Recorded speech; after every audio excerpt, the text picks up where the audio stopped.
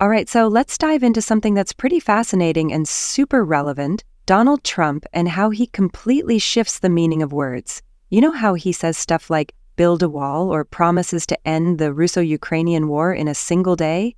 It sounds bold, but what does it really mean? Let's unpack this because there's a lot to it. Now, here's the deal. Trump's language is kind of slippery.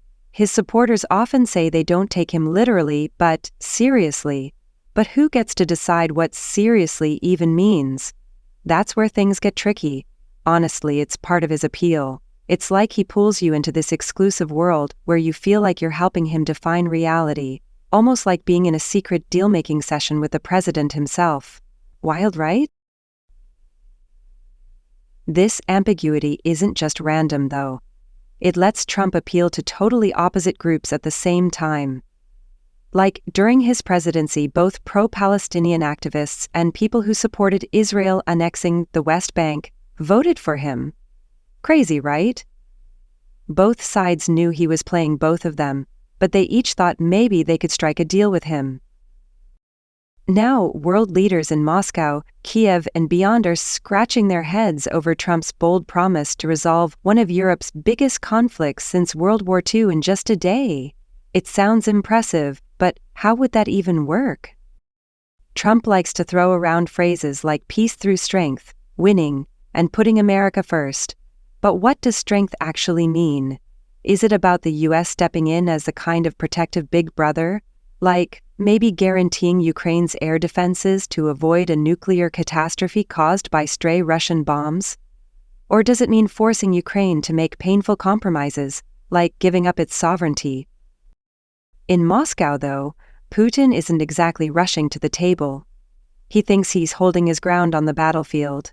Sure, the Russian economy is feeling the heat, with food prices up 9% monthly and interest rates over 20%. But it's not in total meltdown mode yet. Here's another thing. Putin's military supplies, the ones left over from the Soviet era, might start running out by late 2025. So he might consider negotiations early next year. But he's probably going to keep fighting until the last minute. And if talks don't go his way, you can bet on more attacks targeting civilians. So how does Trump fit into this? Russia has been pretty clear about what it wants, a demilitarized Ukraine that it can control politically. Some of the people around Trump might actually agree to something like this, especially if it means Russia breaks its military ties with China. But let's think about this. Would Putin really ditch his partnership with Xi Jinping for an unpredictable America? Probably not. Giving up his connection with Tehran might also feel like a bad trade for Putin. But there's a twist here. Putin might look at Trump and see a version of himself. Both have that kleptocratic vibe, you know? Maybe there's a bizarre deal waiting, like some billionaire buying one of Trump's golf courses at an outrageous price. Sounds far-fetched, but with these two, who knows? Now, let's talk about Ukraine. What's Zelensky bringing to the table? In some leaked memos from a meeting with Trump, Zelensky apparently stressed that Ukraine has tons of critical minerals like titanium. This stuff is super important for things like rockets and medical implants. But is that enough to catch Trump's interest? Because, let's be real, Ukraine's survival depends on being heavily armed, and for at least the next 2 years, that means a lot of support from the U.S., especially in artillery and logistics. Here's where it gets interesting.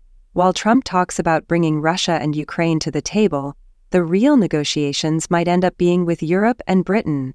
Why? Because they're the ones who can offer something really tangible. Think about this. Europe and the UK could step up with funding by seizing $300 billion in Russian state assets.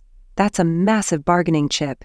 And if they also increase NATO spending, pressure Iran, or even send peacekeeping troops to Ukraine, it could be a game changer. Trump wouldn't even need to spend American money on Ukraine. Europe and Britain could buy the weapons themselves. And America could even make a profit while securing peace in Europe. Trump could then claim a huge win, getting those freeloading Europeans to pay up and proving his critics wrong. But there's more to this than just Trump's immediate goals.